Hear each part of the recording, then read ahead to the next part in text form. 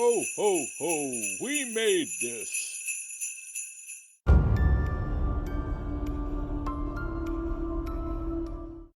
Hello, it's Mark here, and I'm alongside Dev. And as we established in the last episode, we originally planned to do like a roundup episode of the show, and then massively overran by about an hour and a half. Say hello, Dev. Hi again. Yeah, we definitely round up everything. So we split it into some episodes as opposed to one stupid-ass gigantic episode, mainly so that I can edit them and get them out quickly rather than editing a 2.5-hour episode. And, Dev, this one was where we had a nice chat about all of our friends who've been in touch on social media, and I think this might have been my favourite bit of the episode, to be honest with you. The love was definitely, it was there. It was great. Everyone had such good things to say as well. And they gave us really good shit to chat about as well, which is probably why we went to 2.5 hours on our recording. Yeah, they definitely brought up some really good points. So yeah, this is all the stuff that was brought up to us by people on their Twitter, at CHUCKYVISION, by the way.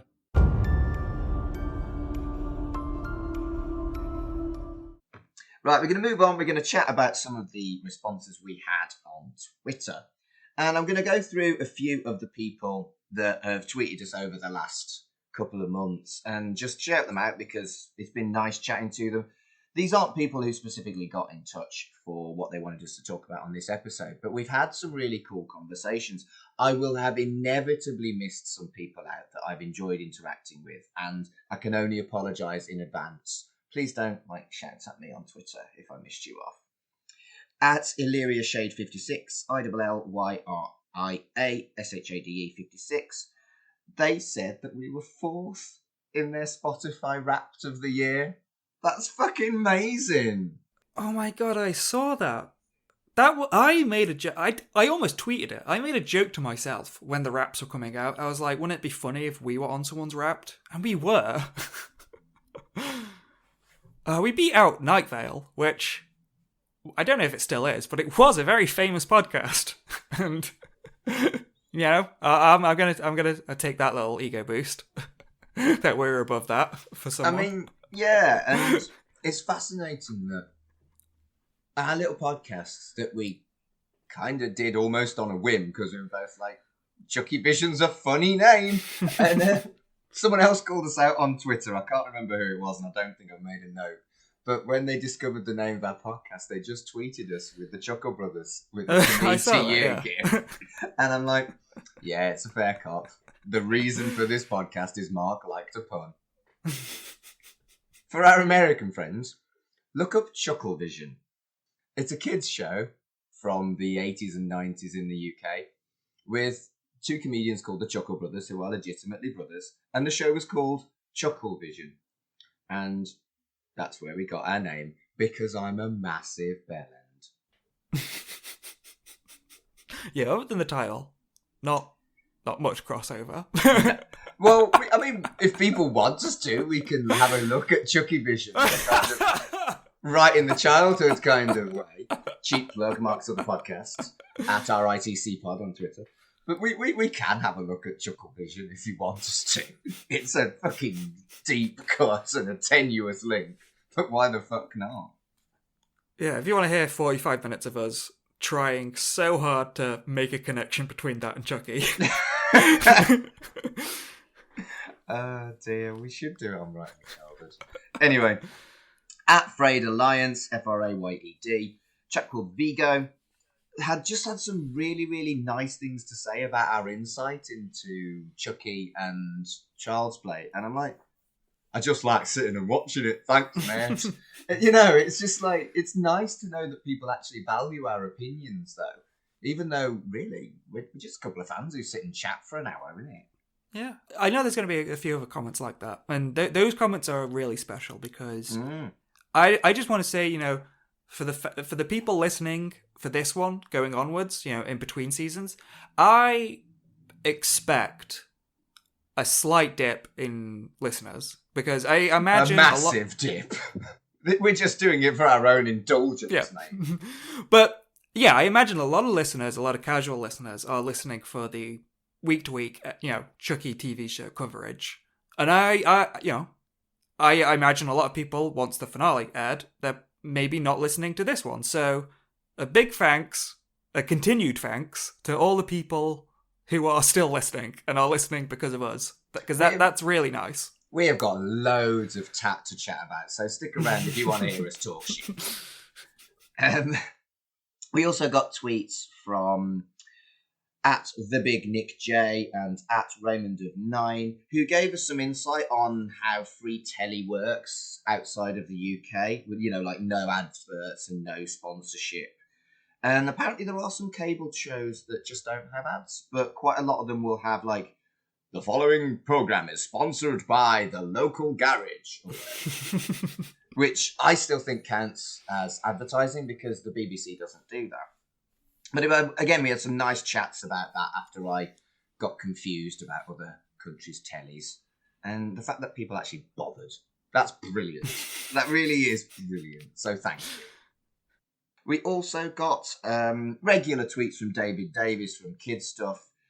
He's at HP Comic spelt with a K, and just saying nice things about us, chatting about what we'd said on the show and stuff like that. And like we mentioned before, we are hoping to do a recording at some point with David about one of he's going for more topic based on Chucky franchise discussion as the way he's going forward with his post teleseries episodes. That's a good one, yeah. Yeah. Whereas we're going for more find another thing that's linked to talk about. So we are going to talk about the remake. We're going to talk about the comics. We're going to look at the Bride of Chucky soundtrack and things like that.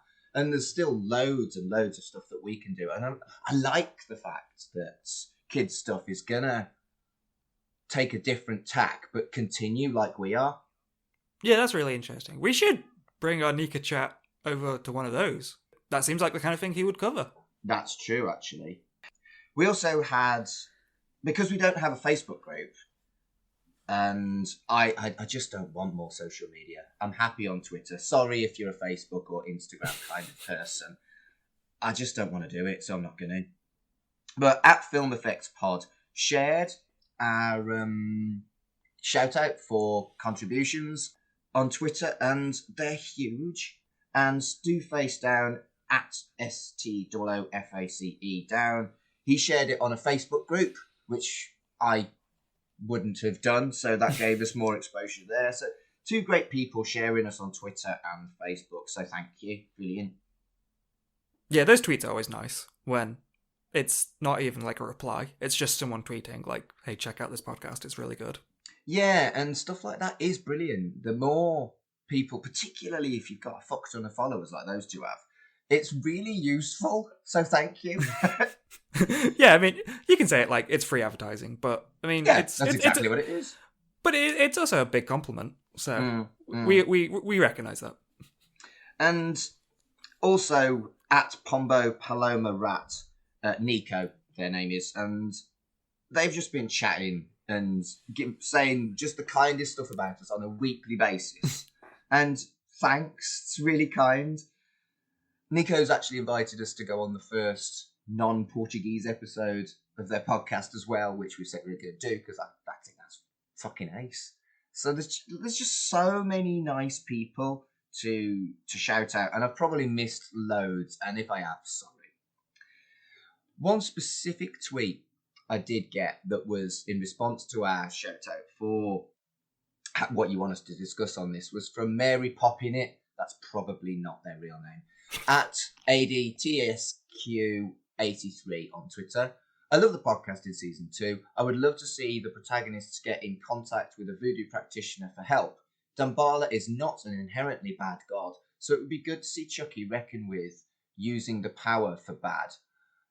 And I think that's a really important thing. We are going to talk about voodoo later on.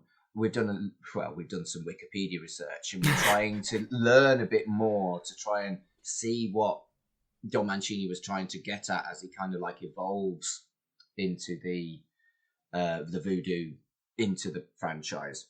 And I would really like to see some flashbacks with John Bishop, personally, in response to that tweet. I think if we had some flashbacks with John Bishop trying to teach Chucky the good side of voodoo or vodou, and Chucky twisting it for his own evil intentions, I think that would give us a little bit more of a fair depiction of voodoo, because I think it's relatively well known that there were some initial scenes with John Bishop doing healing that were cut from Child's Play. And I think to put those back 32 years later as a flashback, I think that would be an important acknowledgement. And we know Don Mancini goes back to his ideas a lot and a lot and a lot. So yeah, John Bishop in the flashbacks, please. Yeah, I would love to see that. Even, you can put those flashbacks in. That's a really cool idea. And then just like like they did with the young flashbacks of Chuck and Tiff. They seemed. I'm going to go into it myself with the Don Barlow talk, but it seemed like they weren't just two people that bumped into each other. They really seemed to know each other. That's a character that has been kind of ignored since the first film. Yeah, and I think we do need to talk about Dan Barlow, because I speculated that Dan Barlow was a made-up god. They are not. And that was my bad. That was ignorance and lack of research. So I can only apologise for that. And this is why we do want to go into talking about voodoo and vodou a little bit later on this episode. Now, we've had quite a lot of private messages as well. And one in particular, someone I chatted to a lot, is one of our listeners called Travis. And he's at More Than Mindless, but it's then is THM on Twitter. And he sent us loads of stuff to discuss, which we're really grateful for. First up, he thinks that the black glove is Kyle, and that, like you said before, Dev, that it's because she is disfigured from the explosion. Mm-hmm.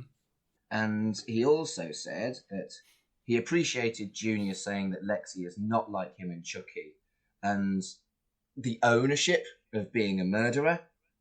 Yeah, that's great. Yeah, I've seen people still talk about how interesting and good Lexi is as a character, because we said it ourselves, she can be a real bitch, but she's not a murderer. Yeah, and that's the thing, isn't it? I think in the end, we've got Junior as the most evil of the kids, when he was only medium level evil at the start of the and I think the way the journey of Lexi from going from a bully to someone who understands what she did and has seen what other people are capable of that she isn't. I think that, the Lexi character and the Junior character are almost underappreciated because Jake was the main character. But the message is right a lot of the time in Chucky. Good people get shit, hence Nika. Bad people don't always get shit. Whereas even someone like Junior, it was almost a very small redemption arc where he acknowledged that he had done wrong, and that that even though Lexi had also done wrong, he owned what he had done by the end of it. Yep. So he also said that he loved all the queer representation. Yep, I think I can agree with that. Absolutely, yeah. I find it absolutely fascinating that people were surprised about the amount of queer representation in Chucky. It's written by a gay man. It's always had queer representation. Where's this surprise coming from? It was marketed as having a fucking gay main character, for fuck's sake. Yeah, I'm not gonna say homophobes. I'm not gonna paint it as so black and white. But I think for a lot of people, when Curse and Cult came out, they saw that as tonally a return to the first couple films rather than the over-the-top camp of Seed. And I think they kind of bundled in, the whole gayness within camp. Do you know what I mean? Like, They were like, oh, it's more serious, like Child's Play 1, and therefore less gay. And I think, maybe even unconsciously, Don did that. Not that he was trying to, go back at the closet or anything. What I mean is, when he made Curse and Cult, he was trying to go back to keep it simple, just like Child's Play 1. Whereas in Chucky, the TV show, he finally got to, and I've said it myself, he finally got a really interesting balance between the camp of Seed and the tone and stuff. He managed to get the tone, he got the tone right, and then he also, once he got the tone right, then he could really explore the ideas and the story of, queer characters. Yeah, I think you're absolutely right. I think, again, I've said it before, Seed was better than anyone could have expected for the time, but it still needs a little bit of a sensitive, gentle kind of retconny type modern take as they continue the story, I think. Basically what I'm saying is camp tone and gay narratives aren't inherently the same thing. Structurally, Seed is kind of a mess, but like he was trying, that doesn't mean the what he was getting at in the story was bad. I think you're right. He also said, after a rewatch with his friend Trevor, who also listens to the podcast, hello Trevor, that he was surprised that there weren't more people outside the theatre after the mayhem. And he's right. I've done my re-binge, my rewatch binge, whatever you want to call it, and I was so into the story that maybe they just didn't have enough extras. If that's the worst you can find, Travis, about the fucking series, then I'll take that. Because it's, I think it's a fair cop, but I don't care. I think maybe that's why Chucky doesn't typically do big public feats like that. It was a massive cinema. The run with Jake down the aisle took like 3 or 4 seconds. That's a big aisle. No, it was a massive cinema and all the people were in the seats. And he is right. Maybe they ran fast. I think if you look at those scenes, it was, like the police weren't there to like keep everyone together. So I think in the time that like the 5 minutes or so where Jake was fighting Chucky, I think everyone just fucking legged it like down the street as far as they could go. So that's why it was pretty quiet when they left.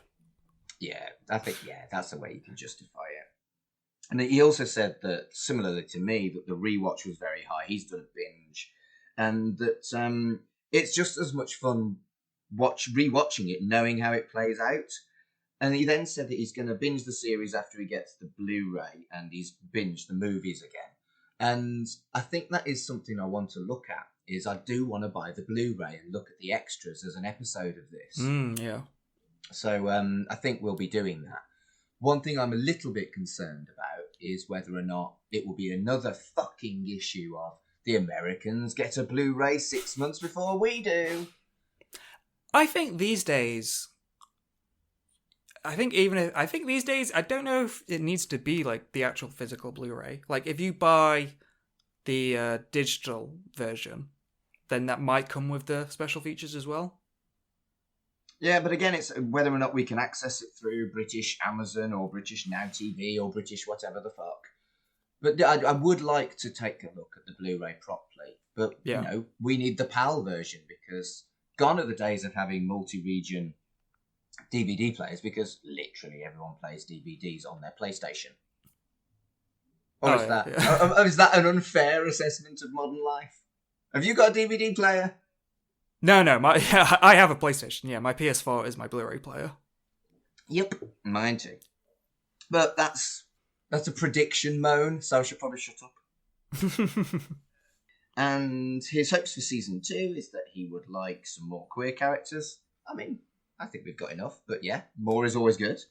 Yeah, I mean, there's so many different stories you can tell, so maybe someone who is, I don't know, for example, someone closer to you, Mark. Someone who's been out for a long time. Someone who true. Can, someone, because, we've seen Jake come out, but maybe someone who's already out and has a bit more experience. Similar to, what's his name from Bride of Chucky? Oh, the gay best friend. The friend, yeah. Yeah, shit. We've forgotten his name.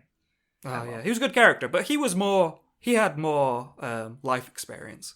So Yeah. someone like that, or someone. I guess I said someone closer to you, but closer to Mancini as he is now. That would be brilliant. Like, I mean, I was slightly grotty about the fact that I got called an elder gay recently. I'm 43, getting sick. Whereas I don't think it would be too mean to call knocking 60 Don Mancini an elder gay. And I think you're right, an elder gay character would be great. I hadn't even thought about that. And apparently I'm an elder gay. Elder gay makes me think of like Luke Skywalker in the new Star Wars films. Gay people aren't Jedis. I know, but elder gay, it sounds like some hermit that lives out on an island and gives advice. I wish gayness would like give you superpowers. Right, okay, maybe I am an elder gay. If it's living on an island and giving out advice to young gay people, I do that. So maybe I am an elder gay. Fucking gay Jedi. Fuck my life. Fuck this. Podcast's over. What else did he say? He wants more great one-liners from Chucky. I think that's a given. And he wants the relationship of Jake and Lexi explored because he feels like it was rushed how they quickly went from loathing each other to trusting each other to being chosen family. And I think there is some real merit in that argument. If you are going to be critical about this, then maybe that was a little bit rushed. I made that prediction myself when it was like episode 4 or something, when she called him out for wanting to be a murderer and stuff. And I thought, oh, this is really going to lead into some meaty discussions. But then, kind of pacing-wise, from there on, it was like, oh, we need to team together to defeat Chucky. And it never really gave him the moment to... it never really gave him the time to unpack what he had been doing with Chucky. Yeah, I think that's true. And I think some further explanation would be good. Yeah. He also wants Karen and Glenn/Glenda back, don't we all? And this one I love.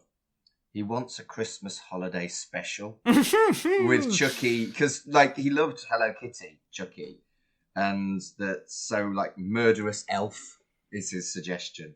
And I'm down with the Christmas special. You know what we need, since Chucky has been doing so well dealing with legacy and the past and the future? We need a Chucky Christmas Carol. Oh, fuck. Chucky and the ghosts of Christmas past, present, and future. No. No. Oh, dear. He's also said that he wants the colourful logo on a t-shirt. And I'm all about Chucky merch. Get me some Chucky merch, so I agree with this. I mean, I think I mentioned it before. Tesco had a fucking Chucky t-shirt that I bought. So more Chucky merch. That's some easy merch if you're going to have a different titles sequence every episode. That's eight shirts there already. That's true. That is true. Chucky merch. And he's also said that he wants to see Kristen De Silva back, or Tyler. And I can't remember who it was. I think it was Kids Stuff. It was definitely one of the other Chucky podcasts. Pointed out that they found out that Jeremy Silvers, who plays Tyler, is actually in the nick. That's going to be difficult. I hope he hasn't done something completely unforgivable. I couldn't actually find out where they got that information from. But the actor hasn't acted in forever. And yeah, a lot of Americans are in the nick, aren't they? Doesn't America have the greatest number of criminals in the percentage-wise in the world or something like that? Yeah. Not to make this a discussion point, but I think that's more because of the whole prison system and... Oh, fuck yeah. Rather than, America being full of bad uns, I think it's more... absolutely. If I implied anything other than... I don't think you were, no. No, good. American prison system's just America's crazy, but American people are lovely. Yeah. It's just that the system is very eager to put people through prison. America is crazy. I mean, it's made some incredible popular culture that I will always love. But just everything from like gun laws to prison system to not having a healthcare system. America's fucking crazy. There's probably something to be said. Oh, and delivering packages without brown paper wrapping. Fucking America, man. Yeah, you should go to prison for that. Probably do. Dear. But yeah, I love that. Travis sent us loads of stuff to talk about. He also sent me lots of articles that I haven't read, but I know you have, so that's good. I'm glad we leave some of those random tangents in, because I didn't think people would ever really reply to those, but it's nice that they are. I agree. We also had a message from a regular listener, Waji, and that's at WAJEEHO94 on Twitter. And he said, I'm just going to read it out because it's a really interesting discussion point. Something's bugging me, and that is the entire story and motive for the whole TV show. I don't get why the ritual needed to happen in the first place. For an innocent kid to kill someone. We already saw 3 Chucky dolls at the same time moving together in cults. So it doesn't make any sense that he needs a kid to kill someone in order to have the army of dolls, while he can already do that. Like the whole idea of the movie cult was that Chucky is able to split his soul and make other dolls move around while all still being him. So why bother with all that effort he went through? Why couldn't he just do the same voodoo spell he used in cults to pass his soul into the short-haired Chucky, the one Andy brought into the hospital? That, I think, I don't know if he got it from that or he took it as that when he saw the show, but when I was looking for stuff on Damballa, I was on the Chucky fan wiki, and that wiki describes the exact same thing, that corrupting a child was a ritual for the army. Now, when I saw the show myself, I never put that together as that's what happened. Well, yeah, that was a big reveal, that the reason why he'd tried one by one with all the different young people to try and get them to kill was to give him the power for the ritual. And I think for me, it's implied, it's that because it's a bigger ritual, but it isn't made explicit in the show. Yeah, because the dialogue we get is Kyle basically saying something to that effect, but that's the point, something to that effect. Did I just miss an explicit line of dialogue that said that was the ritual? Because I took it as more, I don't know, metaphorical, allegorical, that he was corrupting a child. I didn't think he was actually doing that for a ritual. I thought he just made all those Chucky dolls in his own time. Like, that he could already do that. No, it was made... The Kyle exposition chat definitely suggested that was why he was doing what he'd been doing. But again, a conversation with Wadji said that the old spell is... It would have been okay with him if it had been explicitly established that the old spell didn't work anymore and that they needed to do something bigger for a bigger number of dolls, but that wasn't made explicit. And like you said, it was just that very brief Kyle exposition monologue that gave us the motivation for the whole show. And it didn't affect my enjoyment, but I didn't really think about it quite as much as clearly Wadji did. And now he's pointed it out. I'm like, oh. Well, I'm glad he did, because I didn't think about it at all. I didn't think that was the plot development. So, I mean, yeah, maybe make it a bit more explicit, because, yeah, I didn't pick up on that. I think to some extent, obviously, you've now got Tiffany has split her soul at least once, because she's in Jennifer Tilly and she's in a new bride doll. But that's only 2. I think that it was implied, but probably needed to be made explicit, that for the sheer scale of 72 dolls, they needed a sacrifice. Yeah, maybe that's something especially having this conversation now, maybe that's something I will, on a rewatch, be like, oh yeah, duh. Yeah, he also said, how did Kyle know? Good point. Is Kyle an expert in voodoo now?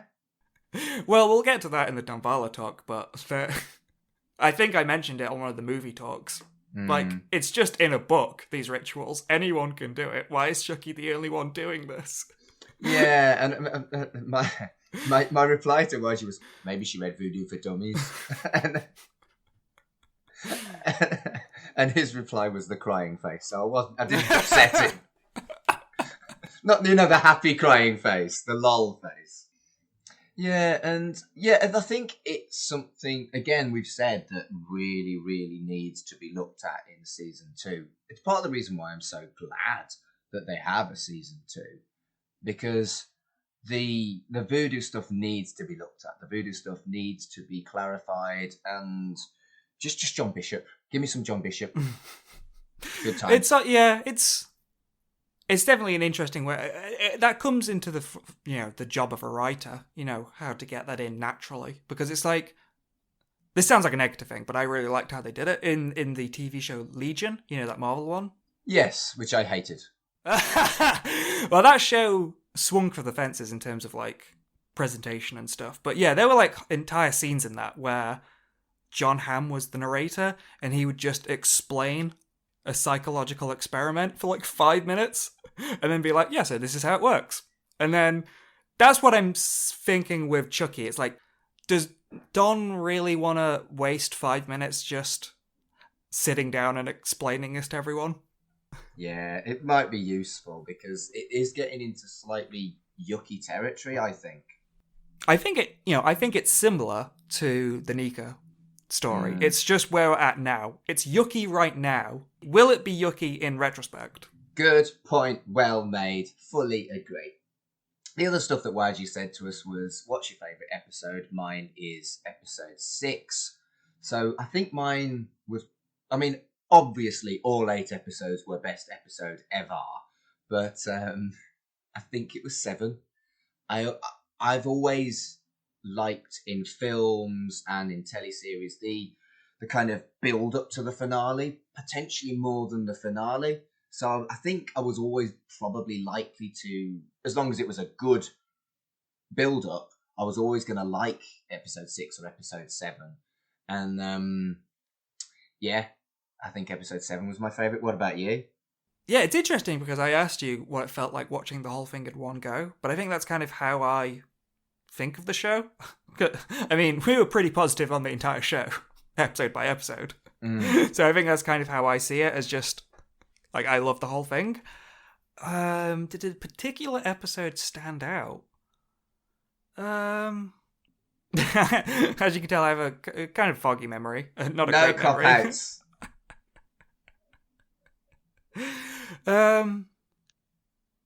It's okay to not have a favourite episode there, but it is a cop-out.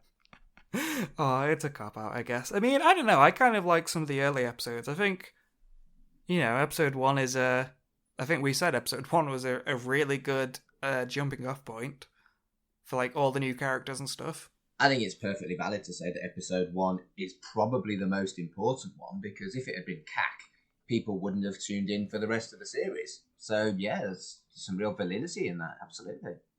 Yeah, that's pretty good. You get with the first episode, you get kind of like a mini story, with Jake's dad and him dealing with that, and then that death at the end with Chucky. It does a very good job at setting stuff up. And Raymond of 9 at Raymond of 9 also messaged us. I'm just going to read out what they said again. Great podcast, what fun. Feel free to keep the deep dive into the Glenn Glenda issue. So it's another chat about Glenn Glenda coming up. I have no problem with this. Was the science teacher Glenda? Very odd that we saw her at the end looking at the teenagers. Also, I was thinking that since all of the parents are basically dead, maybe next season it will be a travel murder series. Sort of like Ash versus the Evil Dead, where the kids have all the addresses of each Chucky doll. Looking forward to whatever you do. And that's Raymond from New Jersey, who apparently his grandparents are from Glasgow, so he's kind of Scottish, but mostly American. So maybe he understands some of how America's crazy as well. Well, New Jersey, that's where the TV show is set. Oh shit, yeah, of course. Brilliant. And I think there's been huge amounts of speculation about whether Miss Fairchild is Glenn and or Glenda, because we don't know really what happened to the two aspects I think it's more likely to be Glenn than Glenda, though, because Glenda was the horrible one who made a bomb, actually. Glenda made a bomb. Yeah. But she was, at the end of Seed, Glenn was the lovely little boy, and Glenda was the horrible, murderous little girl, wasn't it? Well, one thing that's never been cleared up is that movie ended with Glenn being strangled by Chucky. Like, Oh, there is that. what's the resolution to that? Good point. But yeah, I think there's been a lot of speculation about it. And I think it's a red herring. I have from the very beginning. I don't think that Miss Fairchild is Glenn or Glenda. I don't. If you look at her involvement in the show, if she knew what was happening, if she was, quote-unquote, a good character, you know, like the good Glenda, then she didn't really do much to prevent stuff. I mean, she had Chucky in, like, episode 2. Like, she had Chucky in her science room. She could have destroyed it there and then. And she would have obviously known that Chucky could potentially be in a good guy doll. I think she's just a nice lady who cared about her students. I don't think that there's a link there. I think she's just a interesting support character. She could end up being kind of like the guardian of the orphans in season 2. I think that's a likely thing that, you know, Jake and Devon are both orphans and they're both minors. So she could end up being their guardian. I could definitely see that being a thing. Yeah, and I guess that ties into the second point of Raymond's question, was comparing it to Ash vs. Evil Dead. Now, I think I made a point in one of the later episodes that is something that this TV show could have been from the start if someone else had pitched it. Yes, you did. Damn, yes, you did. Yeah, Andy and Kyle on the road, basically like Supernatural, except every monster is Chucky. But that is something, I don't want to say more generic, but that is something that someone else would have pitched, I imagine. I'd watch that. I mean, I would, but, you know, obviously Don himself wanted to do something a bit more personal and wanted to do, you know, something a bit more drama than a straight Ash vs. Evil Dead fantasy. Because I think that's the thing. Evil Dead and Chucky are not the same kind of story. No. Like, Evil Dead is very much geared towards the violence and mayhem and constant roller coaster. Whereas even the Chucky films, there's always story there that, you know, there's always character story there and people undergoing story. You know what I mean? There are comparisons, though. Child's Play 2, he has knife hand, which is very similar to chainsaw hand.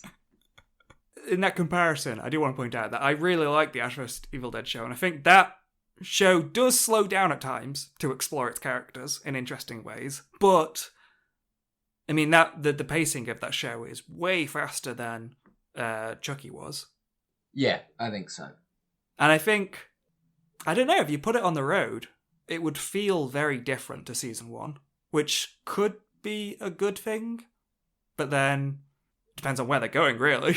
Yeah, well, and I think speculation about what season 2 is going to be.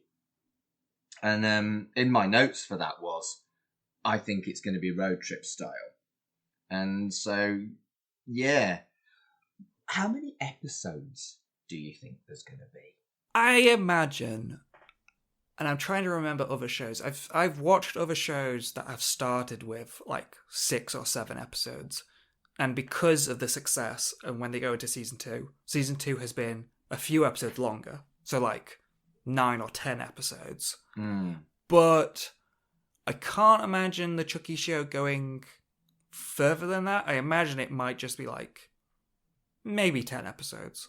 Yeah, and well, there was the huge controversy of Internet Movie Database getting it wrong, wasn't there? And us being corrected. Oh, it was by Waji who actually we talked before. But yeah, I would like maybe 12 or 13. I don't think it needs to go crazy American 22 episodes in a season. No, well, I doubt that will happen because that's more of like a syndication thing.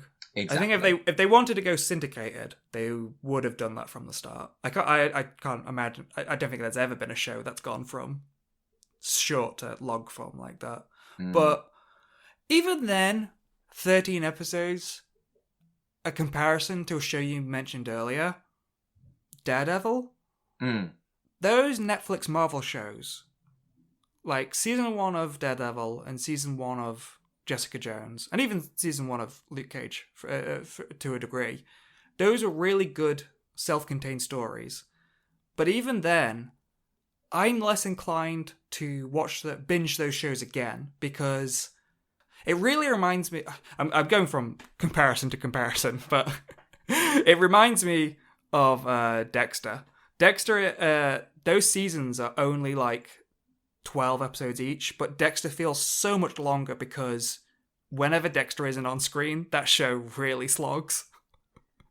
And I would wonder if Chucky added like 5 more episodes, like, are they going to fill that with less interesting stuff? Yeah, I think you're right.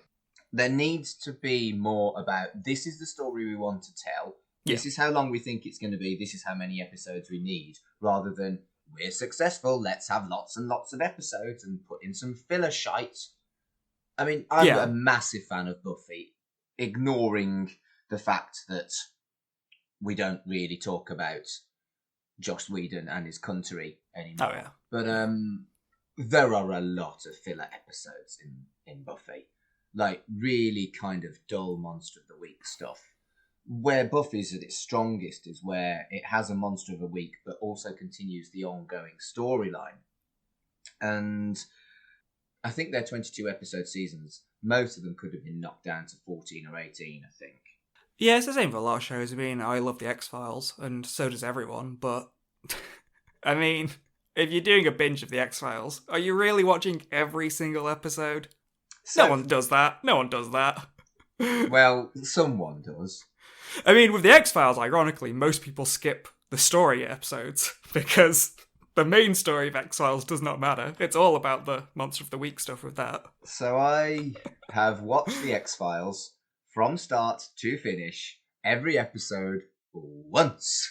There are a lot of shows that I've done that with. I've done that, yeah. But no, have you got any more theories for season 2? Because I'm not really into that. I just want more. Give me more. Want more. And there's things I want, but I haven't really made any predictions. I imagine it, and I'm making so many comparisons, but I imagine it would be like the Preacher TV show. How the Preacher comic was very much on the road, and like it was always moving somewhere, and they were always getting up to different adventures. But in the TV show, it was very much like each season was set in one location. So it would start, like season 2 would start with them on the road going somewhere, but then they would stop in a town, and then they like the characters weren't intending to stay. They were going to keep moving, but then something happens, and then they end up there like the entire season. Yeah.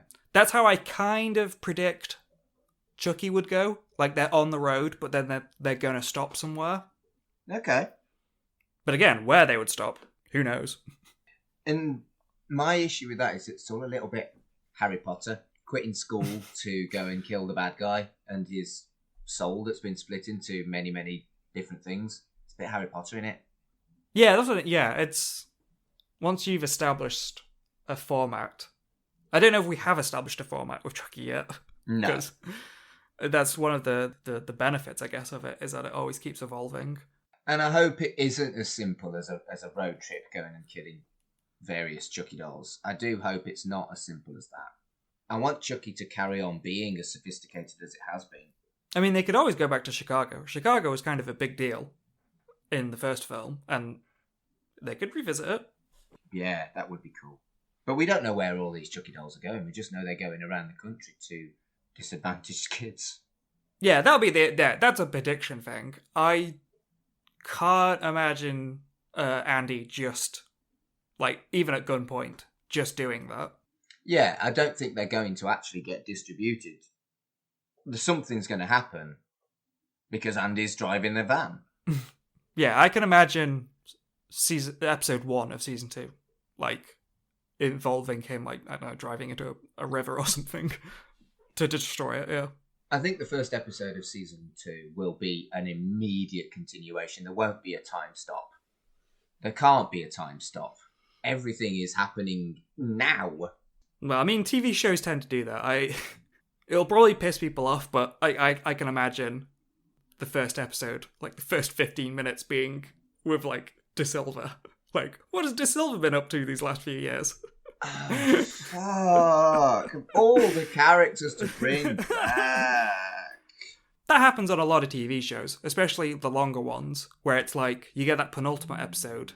Or not the penultimate episode, but it feels like the penultimate episode where all the plot lines are coming together. And then the next episode will be like, well, here's some other plot lines we didn't tie up yet. Oh, you mean the Walking Dead thing? Yeah, that happens a lot, yeah, on that show, yeah. Fuck The Walking Dead.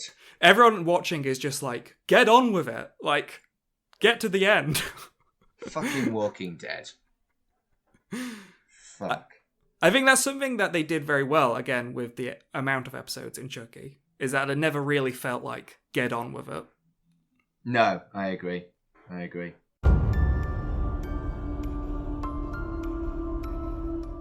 Thanks for listening to part 2 of this accidentally 4-part special. We've got 2 more of these coming up. And then we're going to post the whole thing as a big, fat, long 2.5-hour episode. So, until next time, wanna play? Chucky Vision is a podcast brought to you by the We Made This Network. Follow us on Twitter at Chucky Vision. Follow the network on Twitter at WMT_network. Our website is wemadethisnetwork.com. The logo was designed by Dev, and the theme tune composed by Dark Fantasy Studios.